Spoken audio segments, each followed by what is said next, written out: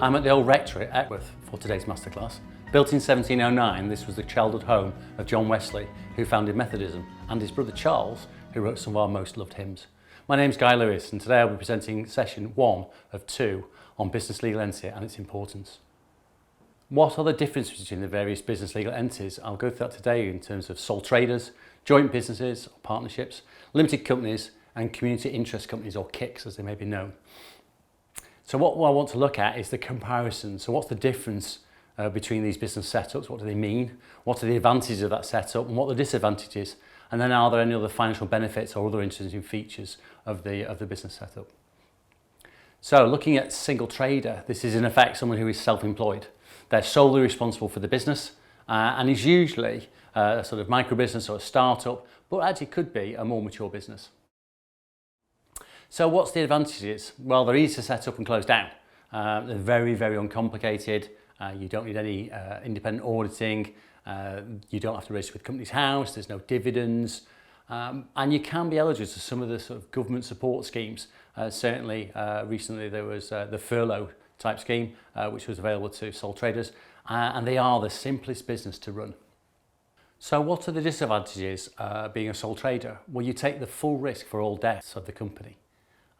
So if you are, for any or even a reason outside your control, that you're left with a bad debt and you can't afford to pay your creditors, then you are actually responsible for that personally. You're taxed on all profits of the business, so the relief you get is the same as it's PAYE, pay as you earn, so it's your personal allowances. One of the major things I think is that you cannot protect the name of the business. So if you set up your business as the Coastal Cafe, let's say, as a sole trader, somebody could come along and take that business name and set up right next to you, which as you can see, could be quite catastrophic for your business. You'd be unlikely to be able to raise finance on the business because it is seen as a more of a personal entity rather than a business entity, and there are no special pension arrangements apart from using the PAYE scheme. The business profit is taken as your individual earnings, so it may not be as tax efficient as if it would in different routes using different companies. So you find that while national insurance is cheaper and can be as low as £3.05 per week, but does go up to 9% of the profit, it may not be the most tax efficient way of doing that. And actually there is thought that's saying if you're earning more than, if you're generating profits of over £20,000 a year, it'd be more tax efficient to be a limited company, which I'll talk about later. Some interesting facts about them is that being self-employed or being a sole trader, you can be VAT registered. And actually you have to be VAT registered if you turn over more than £85,000 a year. And also you can employ staff through a pay-as-you-earn scheme. So even as a sole trader, you may employ staff. And probably the most interesting is that there are actually 4.3 million sole traders in the country. So having looked at the sole trader or the self-employed, I want to now look at joint businesses or partnerships. So again, similar to a sole trader, but there's more than one person involved in the running of the business. You can be self-employed, you're jointly responsible for the business. So actually jointly between 1, 2, 3 partners, however many they are. It can be any type of business. There's no shares, but it's a very simple thing to do. It can be a simple written, oral or implied agreement. Yeah, let's set up a joint business and we'll both do this and we'll both do that. That can be the general setup of that business. So there can be a general business or there can be what's called a limited liability partnership, an LLP, which you may have seen before. So the main advantages of using a joint business or a partnership, it's the sharing of the burden of running the business. So very similar to being a sole trader, it's easy to set up and close down, very uncomplicated. There's no independent auditing required, there's no dividends, no Companies House, and you could be eligible for grant-funded schemes for support, such as the furlough scheme. So yeah, a very simple business to run, sharing the burden between the partners. So what are the disadvantages? Well, there's a risk that, like with sole traders, that all debts between the partnerships are responsible personally. So again, should the business get into difficulty, should it actually run up debts, you will be liable for all that, to pay that all back. Again, you get taxed on all the profits. So whatever the profits are, divided by the number of partners, the number of people in the partnership, using your personal PAYE allowances, that's your tax on their profits.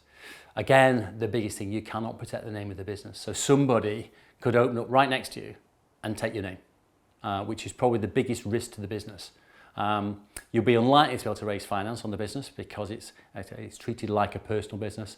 And again, there's no special pension arrangements, there's no business type arrangements that you can use. You have to use the standard PAYE schemes. So the limited liability partnership, the LLPs, allow for partnership structure where each partner has a liability limited to the amount they put into the business.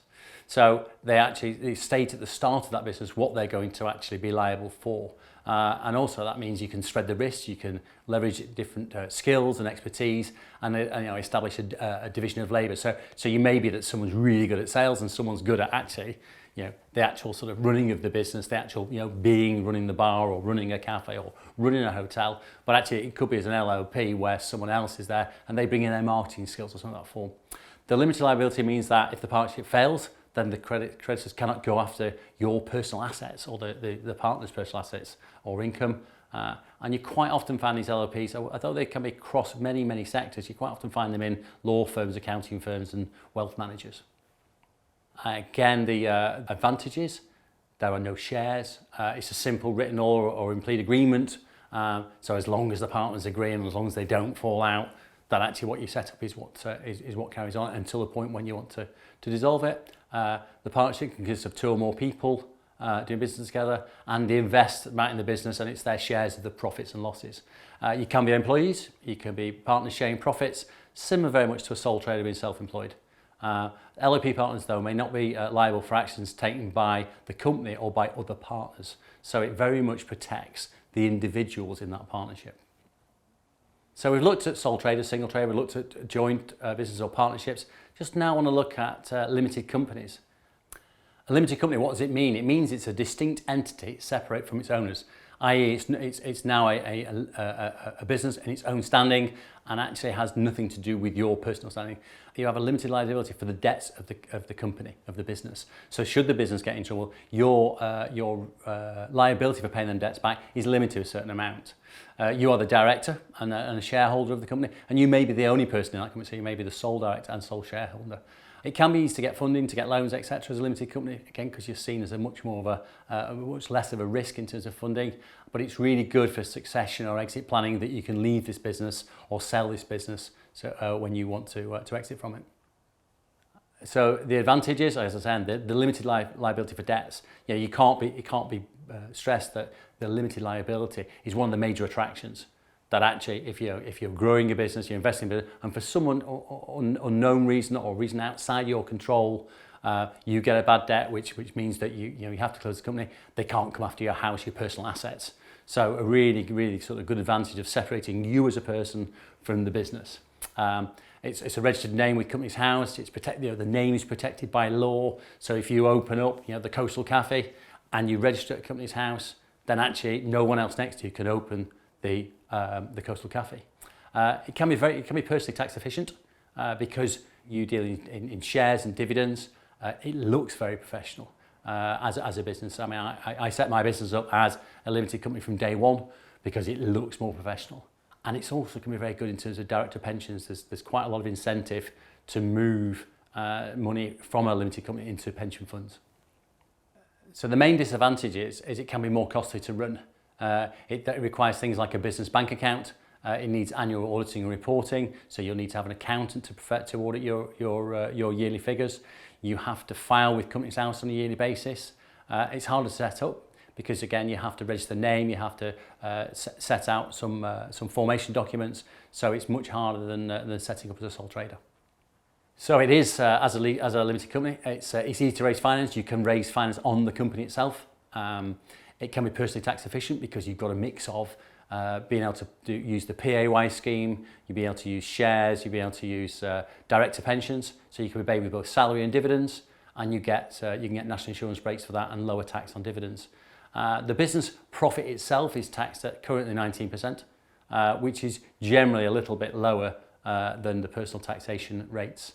But again, it can be, because it's harder to run, it can be more costly to run in terms of accountancy fees, the fact you're having business bank accounts that you pay for, etc. So we've done single trader, sole trader or self-employed, joint business or partnerships. We've done and touched on limited liability partnerships. limited companies, I just want to briefly touch on the community interest company, the CIC, or KIC as people may know them. So these are designed to make a profit for the benefit of the community. So everything that comes out of that business actually is for the benefit of the community. Even assets that are owned by the KIC, if they are sold, that money has to go back to the benefit of the community. Generally, you find that these are run community facilities like swimming pools or community centres, but you also find them in the sort of health and the arts, media, the education, social work. It's a unique way they're financed. They can look for different ways of getting finance. But as I said before, all assets are used for community purposes, so hence the name. So advantages, unlike charities, they're not run by volunteers. Directors of CICs, of community interest companies, are paid a salary and they retain control of the company. They can legitimately apply for grant funding, and that's when you look at things like the arts, or you look about mass participation events, or anywhere where you're actually providing facilities for the community, you can apply for grant funding. And it is actually a lot more light touch regulation compared to being a full-blown charity. The main disadvantage of a KIC is that the distribution of profits to its shareholders is limited. So you can't, you're allowed to only take out a certain amount. So as it's meant to be a community interest company, then some of them profits have to go back to the community. You do need to register with Companies House, so there's the usual sort of difficulties there, and you do need to file a community interest form every year with Companies House. So much more complex than just a sole trader type thing. KICs don't enjoy the same tax advantages as charitable organisations, but they do get some better relief. The directors of KICs or of community interest companies are paid as a salary, but they can be used to obtain funding, which can be used or serviced by other businesses. I've attached some links to this, which give you some guidelines about running these sort of limited LLPs, limited companies, and KICs.